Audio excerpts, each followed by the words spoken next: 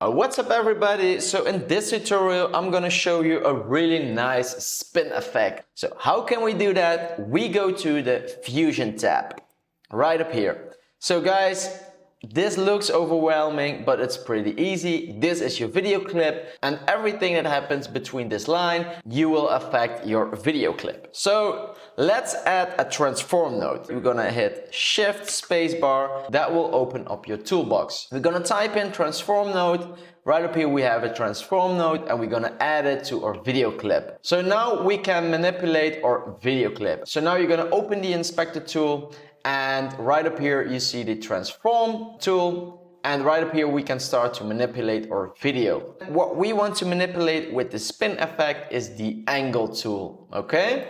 If you double click on it, you will change it back in the position where it was. First of all, we want to decide where to start this effect. So we go back to the beginning of our video clip, and somewhere here I want to start that spin, okay? Somewhere here, when he puts on his headphone. So right up here we're gonna start the effect. So when we want to start the effect, we're gonna hit this diamond, and when we hit it, it will automatically hit a keyframe on your video clip. So let me show you. Hit the diamond key, and now you created right up here this keyframe. Let me see where we want to end this effect. Somewhere here. This is good endpoint. And when we're gonna end this effect, so when we change the angle, you will see it automatically will hit a keyframe. Let me show you. Let's change this to minus 360 degrees. Boom. Right up here, you created a keyframe. So now we created this effect. We want to fill up this empty space with something. So what you're gonna do is you're gonna go to your inspector tool and to the transform tool. Then you're gonna change the edges, okay? Let me show you. You're gonna change it to duplicate. Of course, now it doesn't look really good because we need to add some motion blur.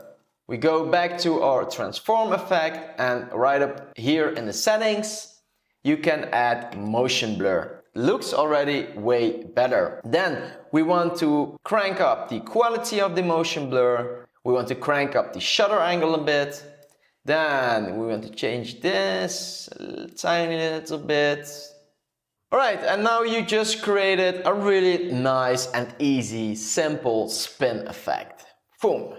So another thing that you want to do is you want to go to your spline effect, and right up here you want to go to transform, and you want to give that a really smooth ease in and ease out effect. So how can you do this? You're just simply gonna select these two keyframes and you're gonna hit this smooth button.